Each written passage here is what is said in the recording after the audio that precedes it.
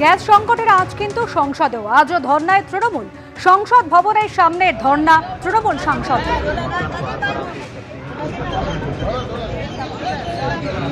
CNG PNG LPG gas কোথায় গেল? মোদি সরকার জবাব দাও। सीएनजी पीएनजी एलपीजी कहां गए? मोदी सरकार जवाब दो।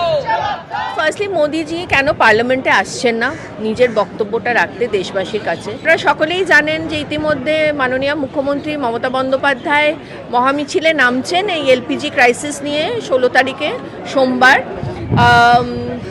আমাদের নাবিশ্বাস উঠছে শুধু এলপিজি গ্যাস নিয়ে না, সব কিছু নিয়ে। তৃণমূল কংগ্রেস এখন অনেক ধরনের নাটক করছে।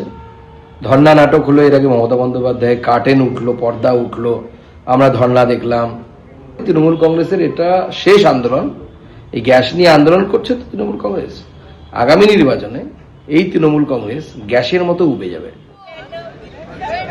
গ্যাস নিয়ে সংকটের যে তৃণমূল সাংসদরা ধর্ণা দেখালেন একেবারে সংসদ ভবনের সামনে, আর এই নিয়ে বিরোধী দলনেতা শুভেন্দু অধিকারী কি বক্তব্য রাখবো আপনাদের সামনে। কোনো প্রয়োজন নেই। তৃণমূল অবিলম্বে ইরানে যাক, ভারত সরকার ফ্লাইট ব্যবস্থা করে দেবে। ইরানে খোমেনির বাড়ির সামনে ধর্ণা দিক, ওটাই প্রকৃত জায়গা হবে। সব নর্মাল হয়ে গেছে। তৃণমূলকে অবিলম্বে, ওদের প্রচুর টাকা, ভারত সরকার অনুমতি পাসপোর্ট ভিসা দিয়ে দিক, ওরা তেহরানে চলে যাক। পারলে এখান থেকে কিছু ডিঙ্গি নৌকা নিয়ে ওখানে হরিজবন পল্লানিতে পাহারা দিক, তাহলে বলবো তৃণমূল সত্যিকারের দেশ সেবার কাজ করছে।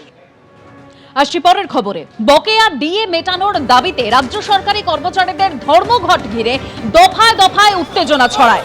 কাজে বাধা দেওয়ার অভিযোগ ঘিরে ধর্মতলায় খাদ্য ভবনের অফিসের গেট থেকে উত্তপ্ত পরিস্থিতি।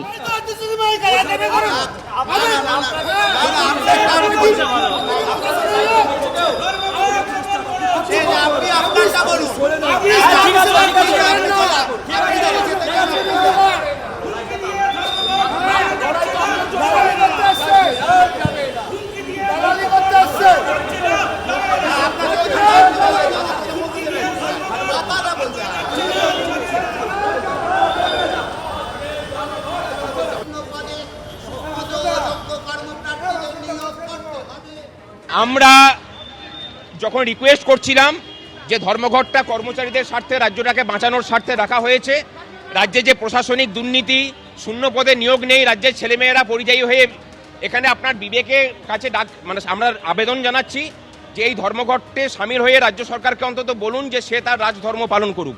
এই আবেদনটুকু জানানোর সময় তারা বলছেন যে এটাকেও করা যাবে না। এটাকে যদি আটকানো বলেন তাহলে 1000 বার পথ আটকাবো। কাউকে আটকানো হয়নি, কাউকে আবেদন করছি, আবেদন তো করতেই পারি। আবেদন করাটার মধ্যে কোনো অসুবিধা কিছু নেই। কখন শুয়ে পড়েছেন সেটা দেখতে হবে। যখন তাকে ধাক্কা দিয়ে সরিয়ে দেওয়া হয়েছে তখন তিনি গিয়ে শুয়েছেন। আমরা আবেদন করছি যে মানুষ অফিসে আসছেন তার বিবেকের কাছেই আমরা ছাড়ছি যে পারলে পরে আপনি ধর্মঘট করুন, কিন্তু আমাদের আবেদন থাকবে ধর্মঘট না করার, ধর্মঘট করার। রাজ্য সরকারের ওপর চাপ বাড়াতে ধর্মঘটে সরকারি কর্মীরা ধর্মঘটে ডাক দিয়েছিলেন আজ সংগ্রামী যৌথ মঞ্চ সহ একাধিক সরকারি কর্মী এবং শিক্ষকদের সংগঠন।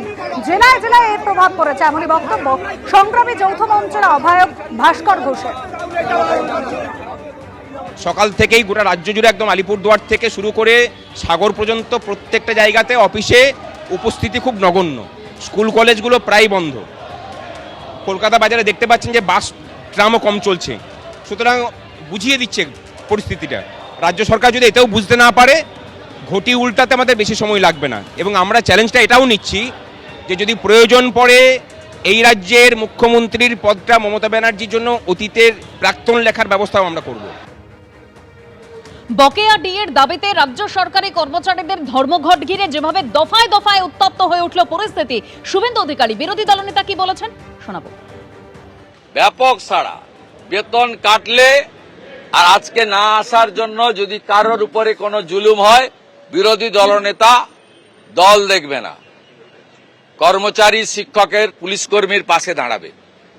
আমরা বিজেপি সরকারে এলে 45 দিনের মধ্যে 7th পে কমিশনের টাকা দেব, এরিয়ার মিটিয়ে দেব সুপ্রিম কোর্টের পরে। এবং 8 পে কমিশনের কমিটি করে দেব। প্রত্যেকটা পুলিশ কর্মী, সরকারি কর্মচারী মিনিমাম 20 থেকে 25,000 টাকা বেতন বিজেপি আসার 45 দিনের মধ্যে পাবেন। বেতন বৃদ্ধি হবে। যা ঝাঁটিয়ে বিদায় করুন, নিরপেক্ষ হন, আমাদের পক্ষে হওয়ার দরকার নেই। গোটা ফাঁকা দেখুন না, এই সময় এই জায়গায় কেমন হয়, চারদিকে ব্যাপক সমর্থন। সমস্ত কর্মচারীদের, শিক্ষক, পুলিশ কর্মীদেরকে হ্যাটসঅপ জানাচ্ছি এবং তাদের এই লড়াই সফল হোক। এবিপি আনন্দ, এগিয়ে থাকে, এগিয়ে রাখে।